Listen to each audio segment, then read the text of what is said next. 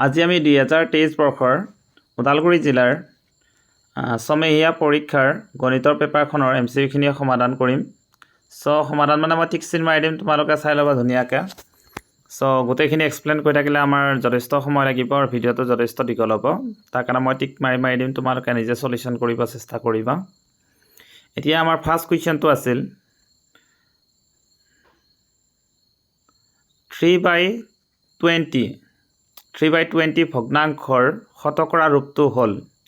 যদি আমি ইয়াক শতকৰা ৰূপলৈ নাও তেতিয়াহ'লে ইয়াৰ শুদ্ধ এনচাৰ হ'ব অপশ্যন বি। নেক্সট কুৱেশ্যন আছিল আমাৰ 2 নম্বৰ কুৱেশ্যনটো আছে এটা পৰিমেয় সংখ্যা আৰু এটা অপৰিমেয় সংখ্যাৰ পূৰণফল। আমি জানো এটা পৰিমেয় সংখ্যা আৰু এটা অপৰিমেয় সংখ্যাৰ পূৰণফল সদায় এটা অপৰিমেয় সংখ্যাই পায়। নেক্সট কুৱেশ্যন আছে 3 নম্বৰ কুৱেশ্যন 7/25ক দশমিকত প্ৰকাশ কৰিলে হ'ব। 7/25ক যদি আমি দশমিকত প্ৰকাশ কৰোঁ তেন্তে ইয়াৰ উত্তৰ আহিব আমাৰ 0.28। নেক্সট কুৱেশ্যন নম্বৰ 4 তলৰ কোনটো অপৰিমেয় সংখ্যা।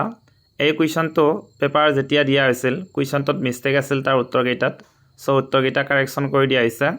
ফাৰ্ষ্টটো দিয়া হৈছিল তোমাৰ √4, ছেকেণ্ডটো দিয়া আছিল 4/7 আৰু থাৰ্ড অপশ্যনটো দিছিল আমাক চি অপশ্যনটো দিছিল √23 এণ্ড 4 অপশ্যনটো দিছিল 25.729।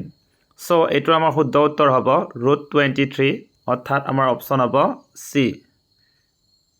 নেক্সট কুৱেশ্যন নম্বৰ 5 13/4ৰ দশমিক বিস্তৃতি হ'ল। যদি আমি 13/4ক দশমিক বিস্তৃতিত প্ৰকাশ কৰোঁ তেন্তে তাৰ উত্তৰ আহিব আমাৰ 3.25।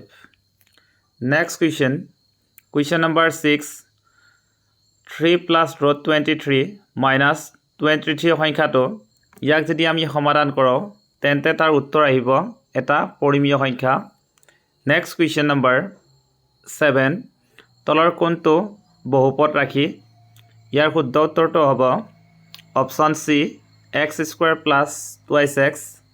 Next question number 8 question number 8ত আমাক দিয়া আছে x³ + 7x² + 2x + 4 বহুপদ ৰাশিটোৰ মাত্ৰা হ'ল। ইয়াৰ সৰ্বোচ্চ ঘাত 3 আছে, সেয়েহে ইয়াৰ মাত্ৰা কিমান হ'ব তোমাৰ 3 হ'ব। নেক্সট যদি x <0 আৰু y <0 হয় তেন্তে বিন্দুটো থাকিব আমাৰ শুদ্ধ অপশ্যন কোনটো আহিব ইয়াৰ চি, তৃতীয় চুকত থাকিব। নেক্সট কুৱেশ্যন নম্বৰ 9 -3,5 বিন্দুটোৰ ভোজ হ'ল। এই বিন্দুটোৰ ভোজ হ'ব, শুদ্ধ উত্তৰ আহিব আমাৰ চি। নেক্সট কুৱেশ্যন দুটা চলকযুক্ত ৰৈখিক সমীকৰণৰ আদৰ্শ ৰূপটো হ'ল। এটা দুটা চলকযুক্ত ৰৈখিক সমীকৰণৰ আদৰ্শ ৰূপটো হ'ল অপশ্যন হ'ব C ax + by + c = 0। Next question number 14 দুটা কোণৰ সম্পূৰক কোণৰ মাপৰ সমষ্টি। কুৱেশ্যনটোত অলপমান স্পষ্টীকৰণ নাই। কুৱেশ্যনটো হ'ব লাগিছিল দুটা সম্পূৰক কোণৰ সমষ্টি কিমান। আমাৰ অপশ্যন হ'ব 180 ডিগ্ৰী। যেতিয়া দুটা কোণৰ সমষ্টি 180 ডিগ্ৰী হয় তেন্তে তাক আমি সম্পূৰক কোণ বুলি কওঁ। নেক্সট কুৱেশ্যন দিয়া আছে আমাৰ কুৱেশ্যন নম্বৰ 15 যদি দুডাল ৰেখাক এডাল ত্ৰিজ্যকে ছেদ কৰে, যদি এযোৰ অনুৰূপ কোণ সমান হয় তেনেহ'লে ৰেখা দুডাল পৰস্পৰ কি হ'ব অপশ্যন চি সমান্তৰাল হ'ব।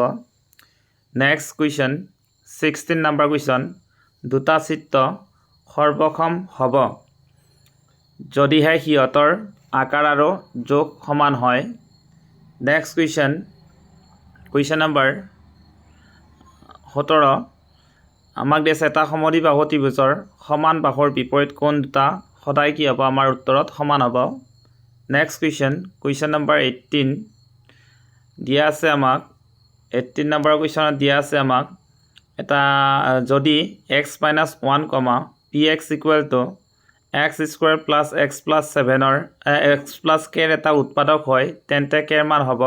তেন্তে আমি সমাধান কৰিলে k ৰ মান পাম k = -2।